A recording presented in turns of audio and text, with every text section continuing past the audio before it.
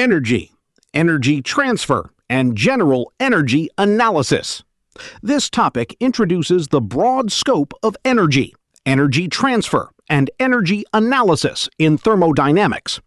Energy is treated as a central concept that connects all physical and engineering processes. The discussion emphasizes how energy is stored, transferred, and converted from one form to another. The approach is systematic and based on energy balances. This chapter forms the foundation for understanding the first law of thermodynamics. Lesson Plan Thermodynamics 1. The course structure is arranged progressively from basic concepts to more advanced energy analysis. The chapter sequence shows a logical flow from definitions to closed and control volume systems. Each chapter builds on the previous one to strengthen understanding. The energy chapter serves as a bridge between fundamentals and system analysis. This roadmap helps students see where the energy topic fits in the whole course. Learning outcome. The learning outcomes emphasize a comprehensive understanding of energy concepts and their forms. Students are expected to distinguish between heat, work, and internal energy conceptually. The first law of thermodynamics becomes the main tool for system analysis. Efficiency concepts and environmental implications are also introduced early. Therefore, the learning is not only technical but also contextual. Refrigerator in a sealed room, much like a refrigerator, removes heat from its interior and releases it to the room, while the electrical energy consumed by the compressor is also converted into heat. In a sealed room, no energy actually leaves the room system. As a result, the total energy inside the room increases. The average room temperature will rise, not decrease. This example emphasizes the importance of considering the overall energy balance. Fan in a sealed room. A fan only circulates air without removing thermal energy from the room. The electrical energy supplied to the fan motor is eventually converted into heat. In a closed system, this added energy increases the room temperature. There is no mechanism to reject energy outside the system. This example shows that not all electrical devices can provide a cooling effect. Check your understanding. Number 1. This question tests the understanding that electrical energy in a fan does not disappear but changes form. The focus is on energy conversion, not on the cooling sensation felt by humans. In thermodynamic analysis, the energy balance of the system is what matters. All input energy must appear in another form. This reinforces the principle of energy conservation. Energy transfer in power generation. Nuclear energy is converted into thermal energy, then into mechanical energy, and finally into electrical energy. This process shows that energy often goes through several conversion stages before being used. During transmission, energy also appears in magnetic and kinetic forms. In homes, electrical energy is converted again into useful forms. This chain of conversions is a hallmark of modern energy systems. Macroscopic energy of motion. Kinetic energy increases as the vehicle speed increases. Potential energy increases when the vehicle is at a higher elevation. The total macroscopic energy is the combination of velocity and elevation contributions. This concept is important for analyzing real moving systems. This approach does not consider the microscopic structure of matter. Steam flow in a pipe. The mass flow rate depends on the cross-sectional area, density, and flow velocity. The energy flow rate is proportional to the mass flow rate and the energy properties of the fluid. The average velocity becomes a key parameter in energy transport. A flowing fluid always carries energy with its mass. This is very important in control volume analysis. Microscopic energy forms. Microscopic energy comes from molecular translation, rotation, and vibration. In addition, electron motion and spin also contribute to energy. Even atomic nuclei contribute through nuclear spin. These forms are not directly visible, but affect the thermal properties of matter. The internal energy of a system comes from the accumulation of these microscopic effects. Internal energy components. Internal energy consists of several main components that originate from the microscopic structure of matter. Sensible and latent energy are related to molecular motion and phase changes. Chemical energy is stored in the bonds between atoms and molecules. Nuclear energy comes from forces within the atomic nucleus. All these components together form the total internal energy of a system. Answer C. Nuclear energy. Explanation of why other answers are wrong. A. Sensible and latent energy. These are related to molecular motion, sensible energy, and phase changes, latent energy, not atomic nuclei. B. Chemical energy. This energy is stored in atomic bonds between molecules, not derived from the forces within atomic nuclei. D. Kinetic energy. Kinetic energy is the energy of motion and unrelated to the forces within atomic nuclei. Kinetic energy forms. Kinetic energy can appear in microscopic and macroscopic forms. The random motion of molecules cannot be used to perform organized mechanical work. In contrast, organized water flow can rotate a turbine and produce work. This difference shows that the orderliness of motion is crucial in energy utilization. Not all kinetic energy has the same usefulness. Nuclear reactions and energy. Fission reactions split heavy nuclei, such as U-235, and release a huge amount of energy. Fusion reactions combine light nuclei, such as hydrogen, and also produce large amounts of energy.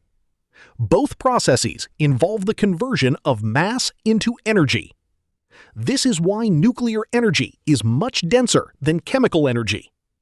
This principle is the basis of nuclear power plants and fusion research.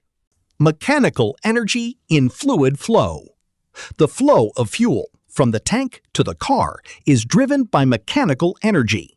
This process does not involve significant heat transfer. The energy is transferred purely through mechanical work.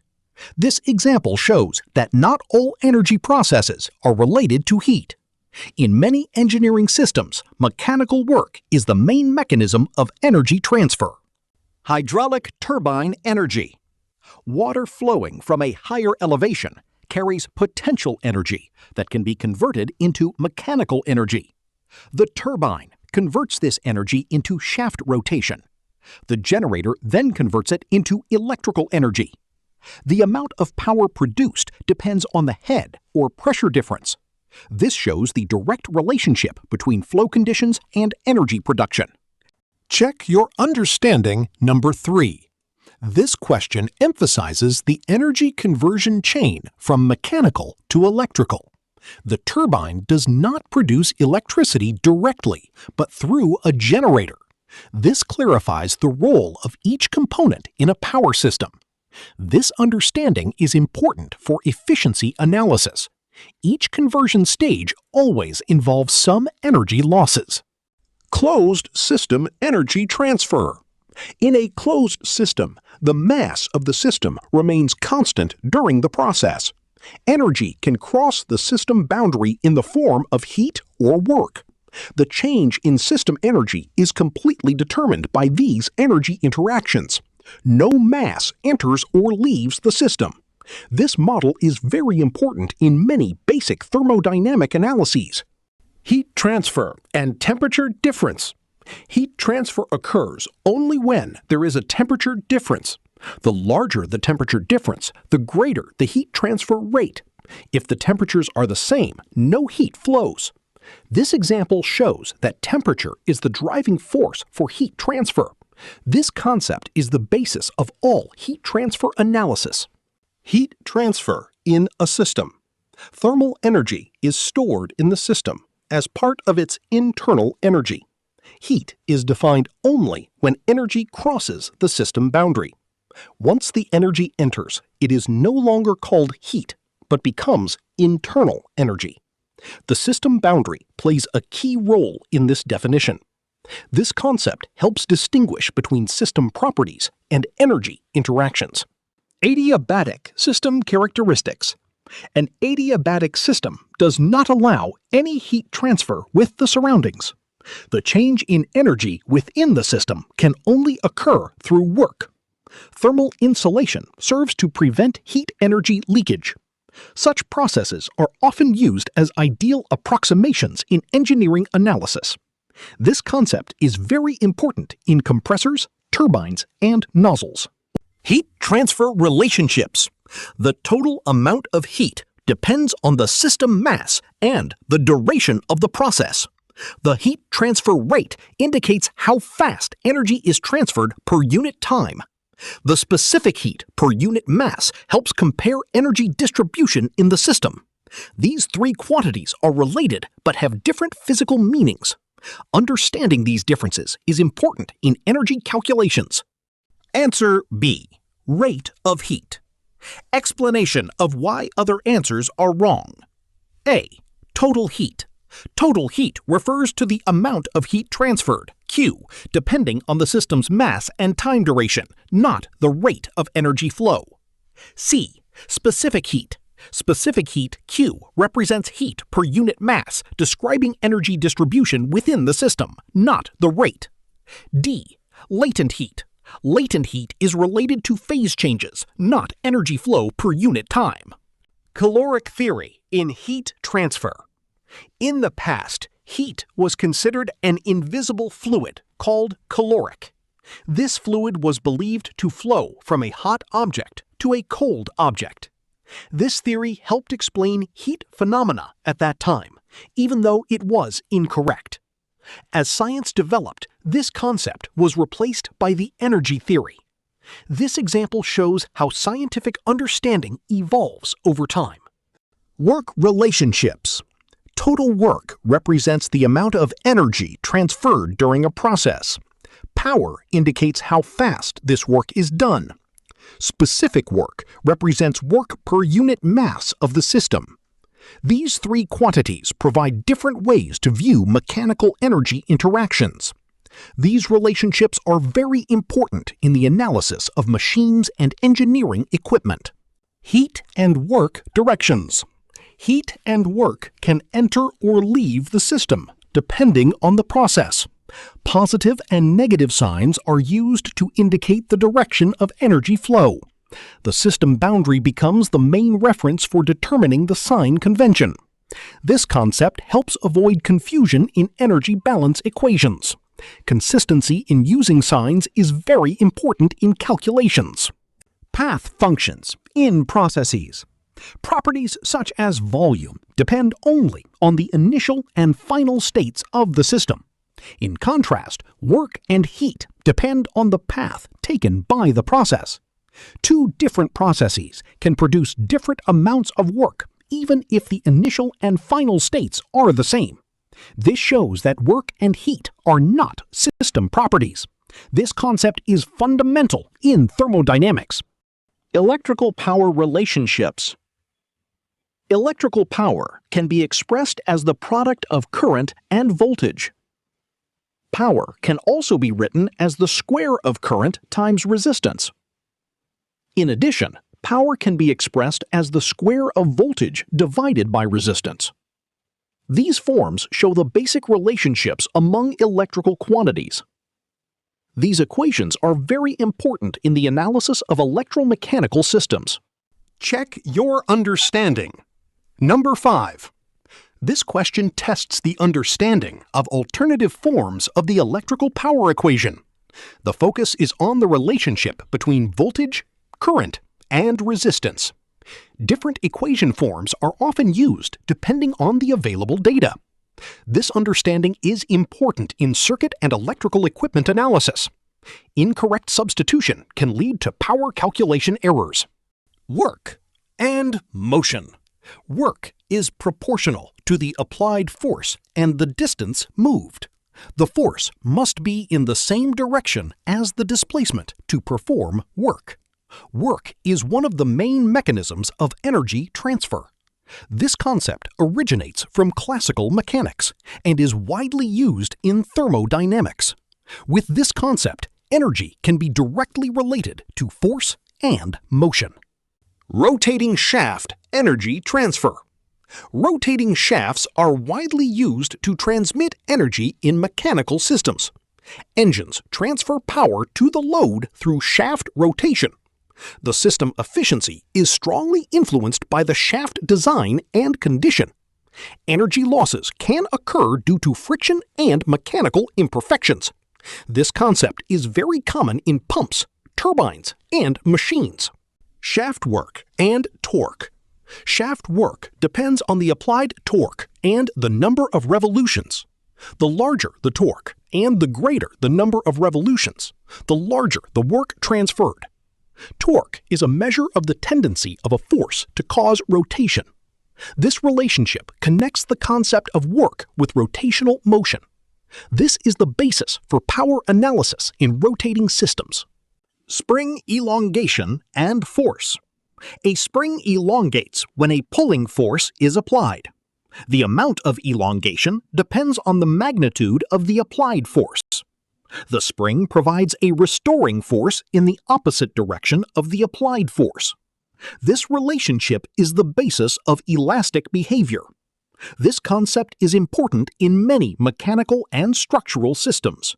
Linear spring displacement. In the linear elastic region, the spring displacement is proportional to the applied force. If the force is doubled, the displacement also doubles. This relationship is known as Hooke's law. As long as the elastic limit is not exceeded, this relation holds. This simplifies energy analysis in spring systems.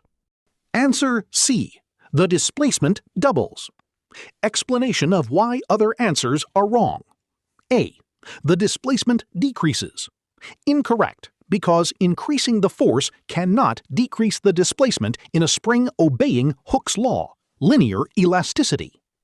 B. The displacement remains unchanged. Incorrect, because displacement is directly proportional to the applied force. Increasing force will increase displacement. D. The displacement triples. Incorrect, because the relationship is directly proportional, so doubling the force results in double, not triple, the displacement. Solid bars and elasticity. Solid bars can also behave like springs when subjected to a force. The deformation depends on the magnitude of the force and the material properties. As long as it is within the elastic limit, the bar will return to its original shape. This concept is important in strength of materials analysis. Elastic energy can be stored in this deformation. Liquid film stretching. A liquid film can be stretched by moving a wire in a U-shaped frame. A pulling force appears due to the surface tension of the liquid. The larger the surface area created, the more work is required. This process shows that energy can also be stored in surfaces. This is an example of work associated with surface effects. Energy and elevation. Lifting an elevator increases its gravitational potential energy. The motor performs work against the weight. The work done by the motor equals the increase in potential energy. This concept links mechanical work with changes in potential energy. This principle is very common in lifting systems. Energy transformation. Potential energy can be converted into kinetic energy when an object moves. As long as there is no energy loss, the total energy remains constant. At the highest point, the energy is entirely potential energy. During motion, the energy gradually changes into kinetic energy. This is a direct illustration of the law of energy conservation. Heat transfer to potato. The energy of the potato increases because it absorbs heat from the surroundings. The amount of energy change equals the amount of heat received. This process continues until thermal equilibrium is reached. No work is involved in this process. This example emphasizes the direct relationship between heat and the change in internal energy. Check your understanding number 7. This question emphasizes the concept of thermal equilibrium as the final condition of heat transfer. As long as there is a temperature difference, heat transfer will continue. When the temperatures become equal, there is no more driving force for heat transfer. This is a basic concept in all thermal processes. This understanding is important to determine the final state of a heating or cooling process. Net heat transfer. The change in system energy equals the net heat transferred into the system. Heat input minus heat output determines the sign and magnitude of the energy change. If there is no work, then heat becomes the only mechanism for energy change. This concept simplifies the analysis of many thermal systems. This is a direct form of the first law of thermodynamics. Work and energy in adiabatic systems. In an adiabatic system, there is no heat transfer with the surroundings. Any change in energy must come from work. If electrical work is supplied, the internal energy of the system increases. This shows that work can directly change the energy state of a system. This concept is very important in compressors and pumps. Shaft work in adiabatic systems increases the internal energy of the system. Since there is no heat transfer, the entire energy change comes from work. This clarifies the role of mechanical work in changing the system state. Such analysis is often used in turbines and compressors. This relationship is a direct application of the first law. Boundary work in adiabatic systems. Boundary work done on an adiabatic system also increases the system energy. There is no heat contribution in this process. All energy changes can be directly related to boundary work. This shows that different forms of work have the same effect on system energy.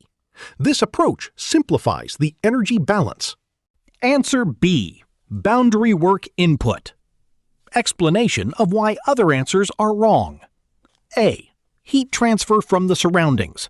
Incorrect, because in an adiabatic process, there is no heat transfer.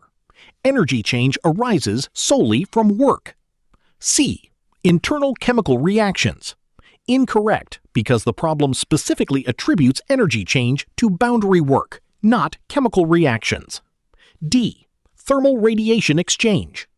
Incorrect, because thermal radiation is not a factor in an adiabatic process where the energy change is due solely to work.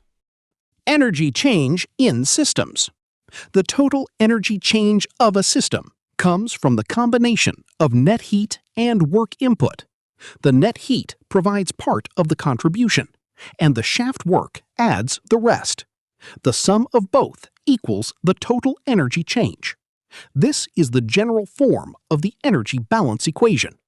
This approach applies to many types of systems. Stationary system energy.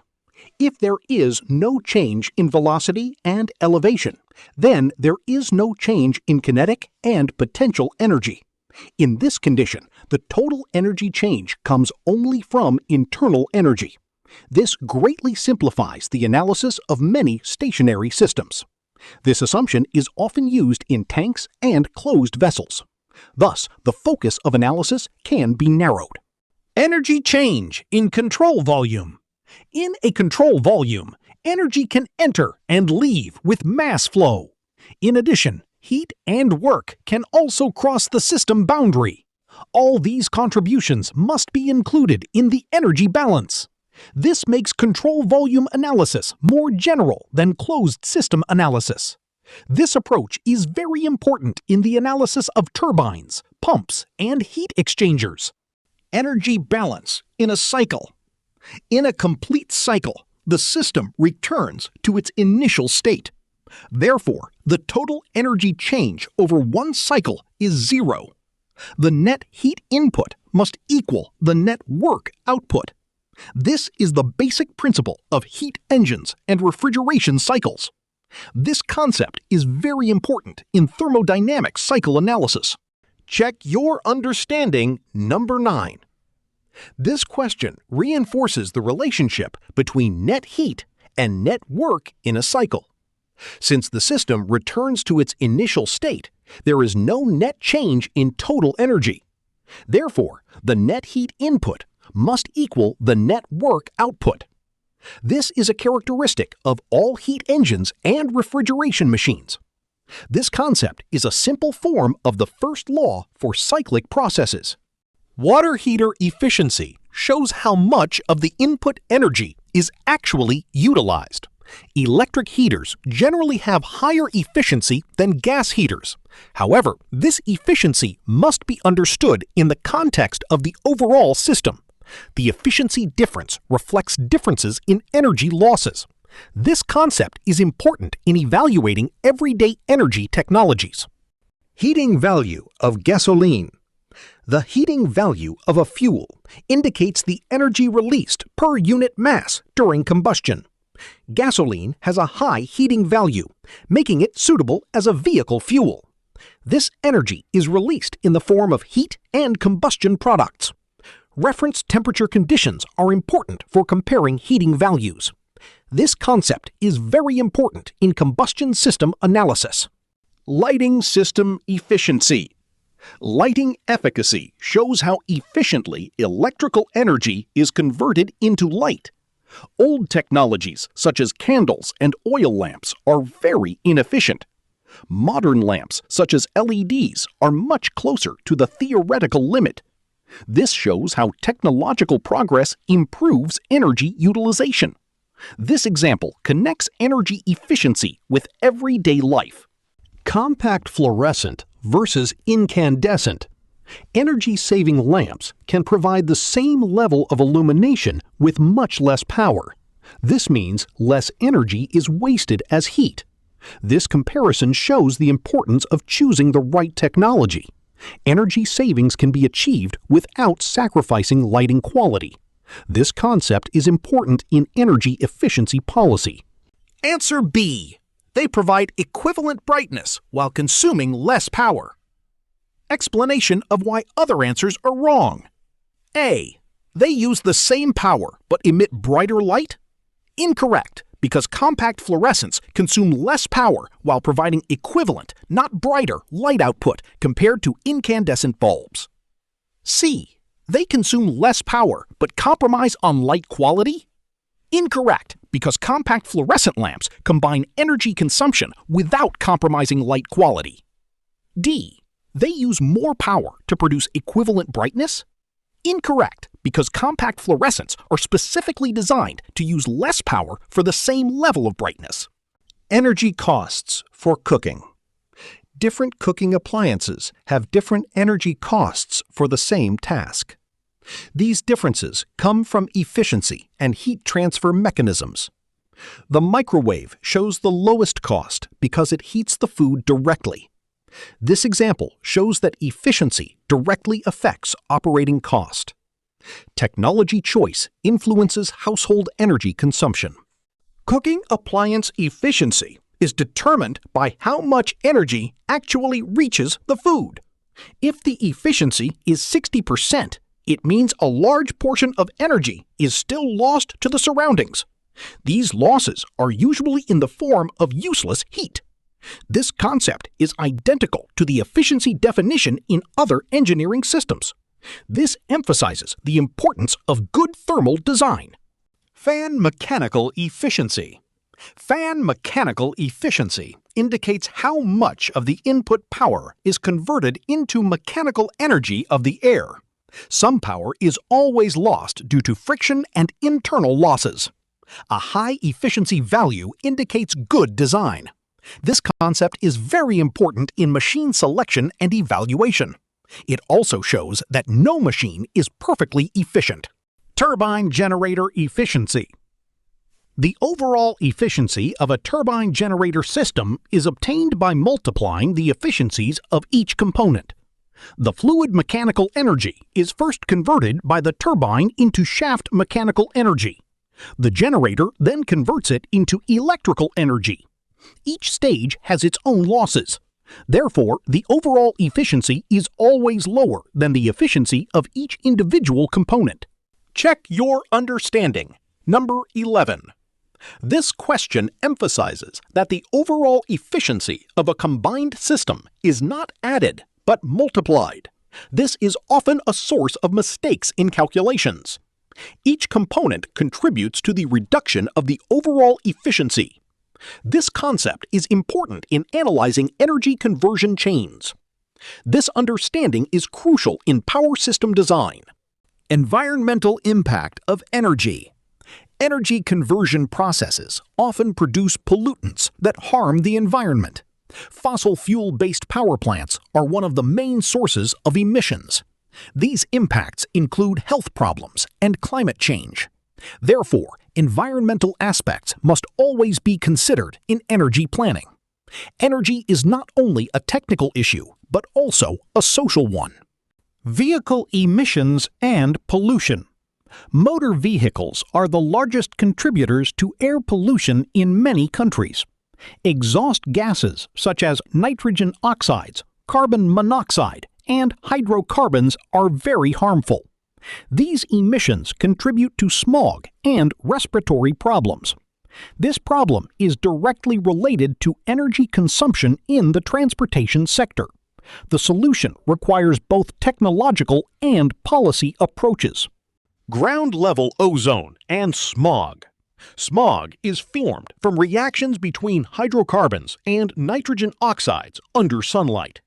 Ground-level ozone is the main component of smog. This phenomenon usually appears on hot and calm days. The impact is reduced air quality and health problems.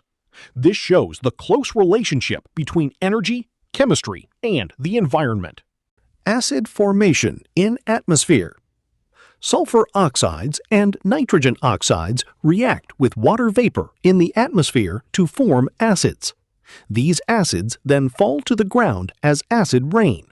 The impact is very damaging to ecosystems and buildings. The main source of these pollutants is fossil fuel combustion. This is a direct example of the environmental impact of energy conversion. Check your understanding. Number 12.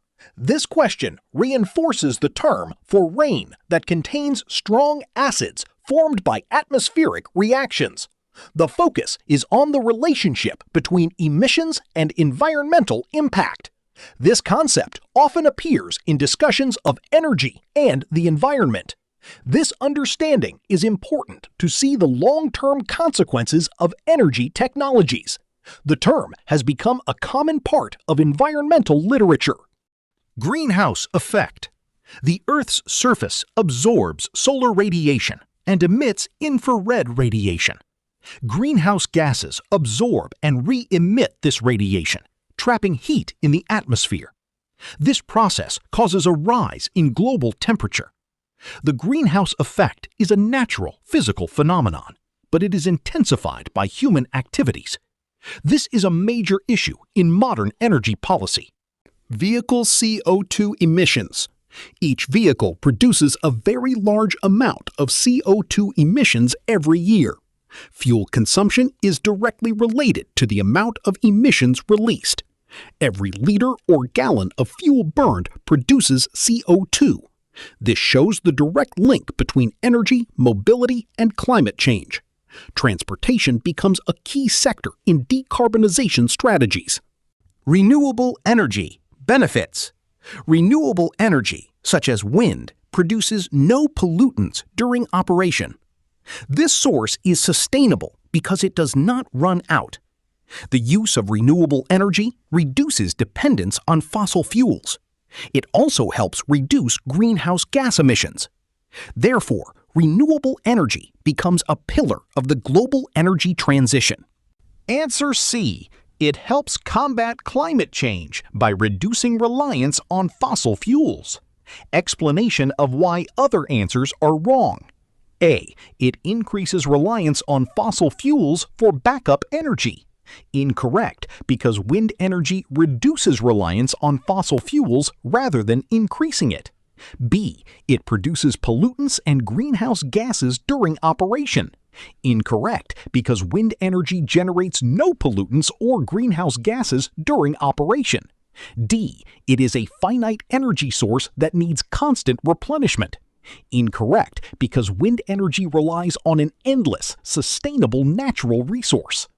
References. The references show that all figures and main concepts are taken from a standard thermodynamics textbook. This confirms that the material is based on a credible scientific source. This book is a main reference in many engineering universities. Using standard references ensures consistency of concepts and notation. It also makes it easier for students to study further independently.